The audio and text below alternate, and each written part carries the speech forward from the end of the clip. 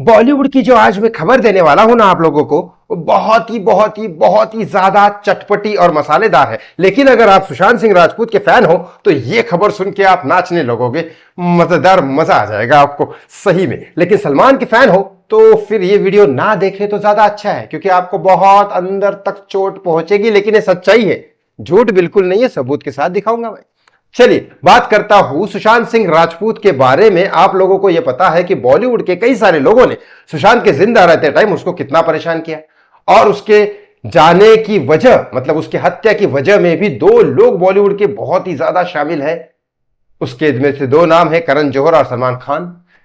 जो सोर्स कह रहा है, सारे के सारे एविडेंसेस आपके सामने। आज मैं ऐसे एविडेंस दिखाने वाला हूं कि आप देख के मजा आ जाएगा, आपको मजा आ जाएगा सही में, क्या सजा मिली दोनों लोगों को।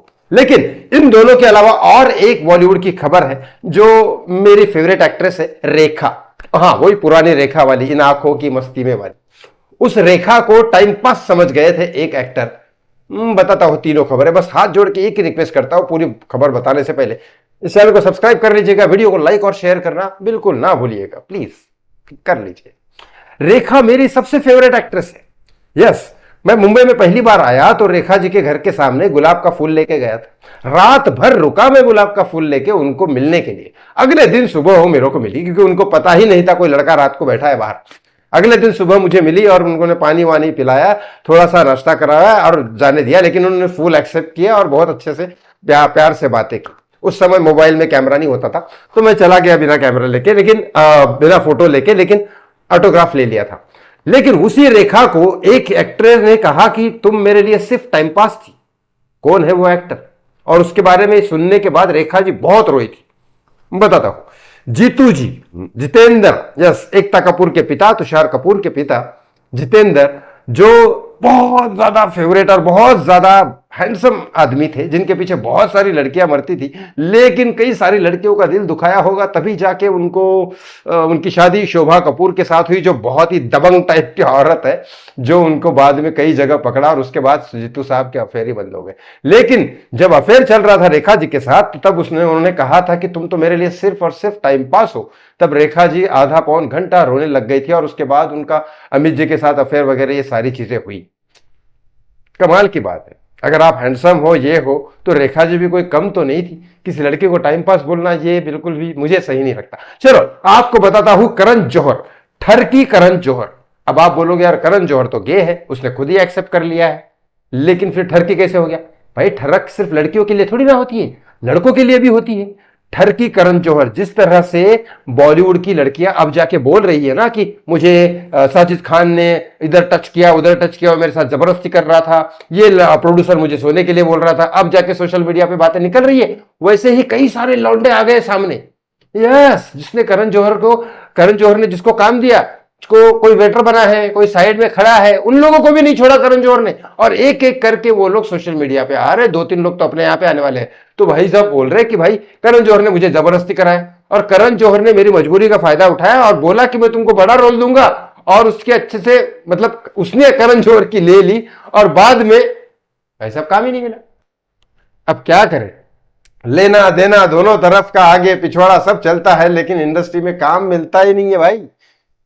तो ये मत सोचना लड़कियों और लड़कों दोनों कि आप दोगे या लोगे, कुछ भी करोगे तो ये जरूरी नहीं कि उसके हिसाब से काम मिलेगा ना। करण जौहर ने कॉन्ट्रैक्ट बनाए इनके साथ और फिर अपनी दे दी खोल के, और उन्होंने ले भी ली, और उसके बाद में पता चला उन्होंने को काम भी नहीं दिया, कॉन्ट्रैक्ट गया भाड़ में जा उठा। वैसे भी मूवी माफिया बोलता है अपने आप को करण जौहर, ये तो आपने देखा ही है सुशांत के साथ उसने क्या किया। लेकिन अब करण जौहर की पोल 1 बाय 1 खुलने वाली है। देखो सुशांत सिंह राजपूत की बद्दुआ तो लगनी ही लगनी है। करण जौहर बिक चुका है और उसका ऑफिस बिक चुका है। एक फिल्म बीच में अटकी पड़ी है, जो अगर रिलीज नहीं हुई तो करण जौहर को अपना घर भी बेचना पड़ेगा। ये सच्चाई है। करण जौहर भले प्रॉफिट में हो आज की डेट में, लेकिन थोड़ा थोड़ा करके अंडर जा रहा है और नाम भी खराब हो जा रहा है।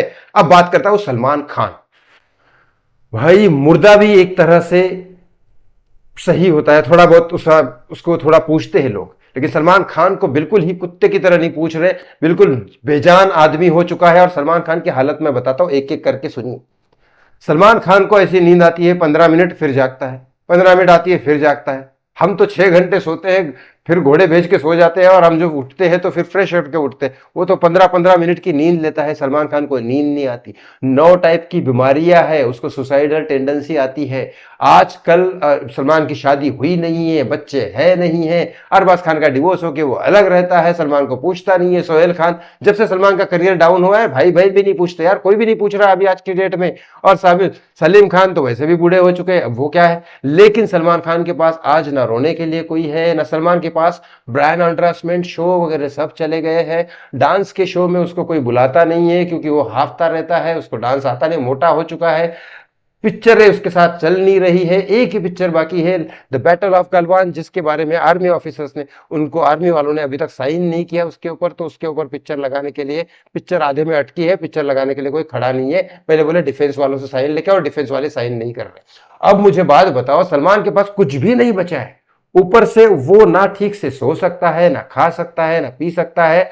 आप तो हम झुकते फिरते हैं ना, तो अगर वो 90 डिग्रीज भी झुके ना तो उसकी आंखों में से खून निकल जाएगा। ये उसकी हालत हो चुकी है सलमान खान की। अब मुझे बताइए, एक बार जिसने नाम वाम शोहरत वहरत लड़कियां वड़कियां पैसा वैसा सेहत वेहत सब कुछ देख लिया हो, अब उसके पास से अचानक सब गया तो क्या करेगा, कैसे बर्दाश्त कर सकता है। आपको क्या लगता है तीनों खबरों के बारे में कमेंट बॉक्स में कमेंट करके जरूर बताएं। थैंक यू सो मच, बहुत बहुत धन्यवाद। जय श्री राम।